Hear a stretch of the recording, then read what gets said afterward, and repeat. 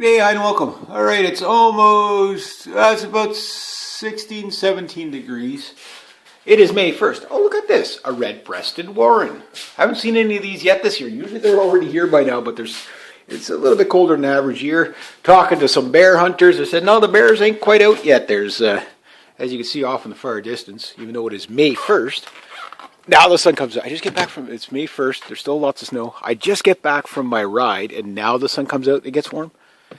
Mind you, the bike runs well when it's cool, but it was a little bit of a rough start today. It was a little cooler. It literally just warmed up about 2 or 3 degrees in the last couple of minutes. But now the sun comes out as soon as I get off the bike. Why does that happen? What did I do? But anyway, it doesn't matter because today's a good day. Why? Because today my girl's going to get a special treat. What kind of treat is she going to get? Fuel injector cleaner. Now, I should have put this in before I went for the run. But no biggie.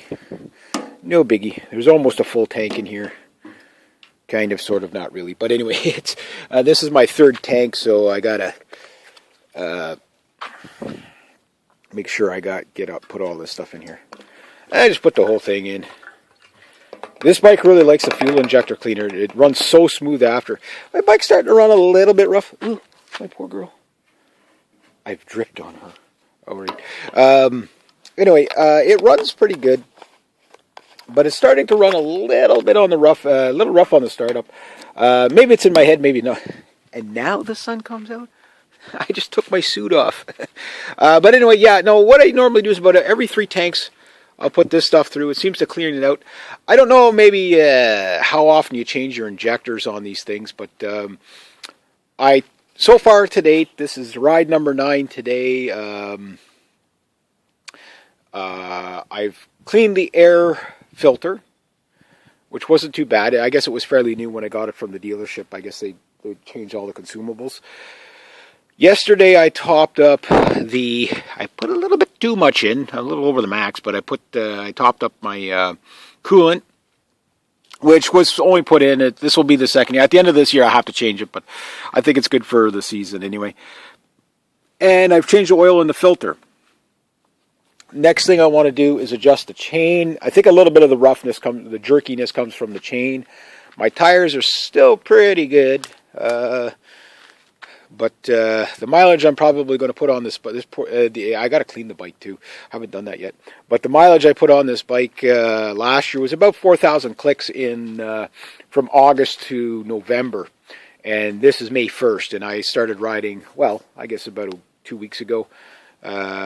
I've been able to get 9 rides in this season so far. Most of them small rides, but I think it was my second run was like 200 kilometers or something like that, 240 kilometers round trip. So that wasn't a bad run. That was a bit stiff. Bike handles like a dream like ever. But no, next thing I want to do is adjust the chain and the sag.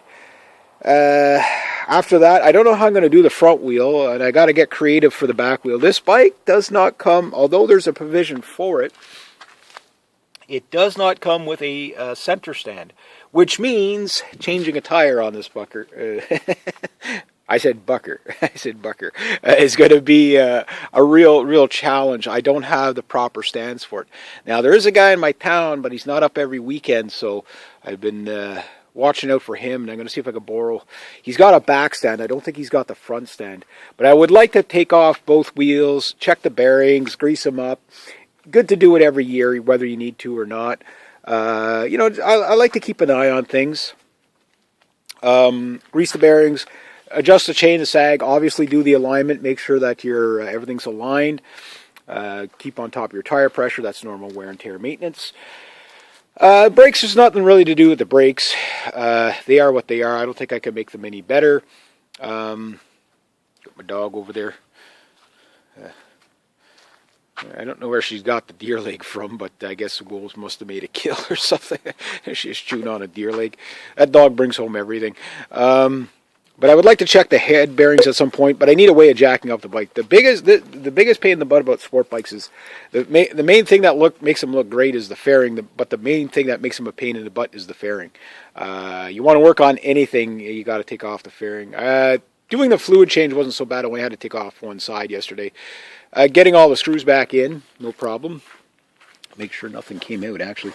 This is my first run after, I did about a 20K run today, so usually I do about 20K a day, just to put mileage on the bike. You don't buy these things to look at them. You got to run the crap out of them, especially at the cost of insurance. You got to get your justification. I usually just in my own head, divide the cost on use. So, for example, for every dollar, every time you use it, you divide that dollar up per dollar, so to speak, just to see how much use you actually get out of the bike. And I can tell you right now, there's going to be a lot of people out there where I've only got 9 runs in on this bike so far this year, which is what counts as a run. Is I make it down the driveway, head this way, head that way, doesn't really matter. I head somewhere for 20 minutes or whatever, and I count that as a run. Big rides, I haven't done any this year yet. It's May 1st, so I don't think there'd be anything really popping up till probably about mid-May, end of May. June is usually when you get all the, the ride for sight, the ride for dad, the ride for this. And I want to see if I can get those done this year. I'm my budget, the way I'm budgeting, is a very tight budget. I want to do at least 2 bike rallies this year, minimum. I'd like to do at least 4 meetups this year, minimum, in Ottawa, rider meetups. And I would like to definitely go on some of the bigger runs, like the Ride for Sight, the Ride for Dad. They're good causes. CHIO, the Children's Hospital, Ride for that. Those type of things. I definitely want to get onto those. But sometimes they're getting kind of expensive. Like, it used to be, okay, you go on the ride and you donated whatever you had. And then it was like, okay, $5, $10. Now it's like $30 a run. Like, they really, really turned it into a money-making event, which is not a bad thing, because usually the charities are a good idea, but the bad thing about it is that it only kind of caters to, like, $30 doesn't sound like much, but once you get to $30, $50 on the runs like that, they can kind of be a little bit expensive. Now, being a biker, I'm going to have to join a motorcycle club. I talked to the Hells Angels, they laughed at me. I talked to the Outlaws and the Banditos, they laughed at me.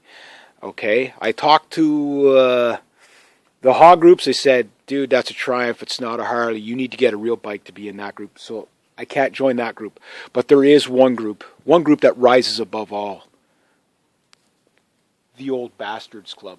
Yeah, I'm going to see if I can join that. It's only like $20.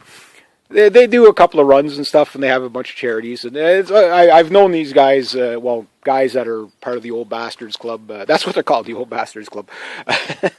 I would wear their patch with honor. Good crowd. They do all kinds of runs and charity and stuff like that.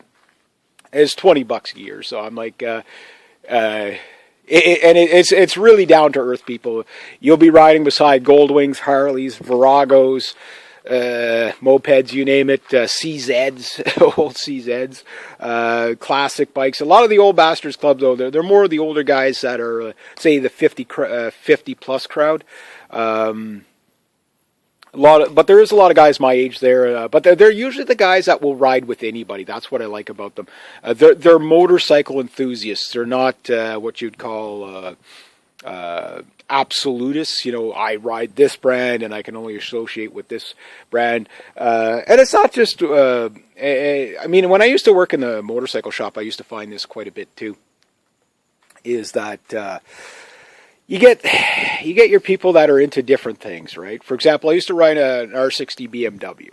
Now, my R60 BMW was a 72 model. Looked just like the R75 and the R90. And the R50. There was no difference. It was the same chassis, same lower end for most of them, and just different size cylinders. I don't know why BMW did so many of that. And it came in any color you wanted, as long as it was black with a white stripe on it, pinstriping. And I used to, people would, I'd pull up beside them and I'd say hello to them, and they'd be shocked. Like other bikers, they'd be shocked. It's like a BMW guy said hi to somebody not riding a BMW. And when I didn't get the joke at first, and then I started with other BMW riders. If they were riding R75s, they would talk to you. But if they were riding a GS, they only talk to BMW guys. And the Harley guys, some of them are like that too. Most of the people around here, here in Canada, are usually pretty good, good with it. Like the Harley guys will talk to the non-Harley guys or whatever. Some of them are a little bit, tribalist on stuff like that. Like if you're riding up behind them, they don't want you to join their group. They'll kind of block you off on the tail, whatever. Some are like that. Most are not. The BMW guys are just a strange bunch. I used to own a BMW guy, and well, I'm a strange guy. I'm not strange. I'm bizarre. There's a difference. There's a difference. So that's why I went to the Triumph. The Triumph is really this thing makes friends everywhere it goes, because it's just, you don't see it all over the place. But I got lots of things I want to do with this bike, and one of the things is just keeping it running as well as I can. And I'll keep you updated on future projects.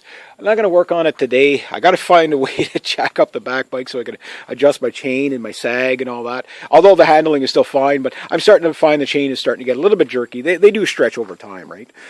So it's good maybe every 4,000 kilometers, adjust your chain. Just a good idea. If you got a chain. If you don't got a chain. Belt's a little bit different. Shaft drive, just top up, keep on top of that maintenance. I've owned them all. Shaft, chain. My favorite is chain in the sense of performance. For smoothness, belt is the best way to go. For torque, shaft is the way to go. For top end speed, chain is the way to go. Maintenance, chain is the highest maintenance. All right, so anyway, I'll leave it at that. There we go.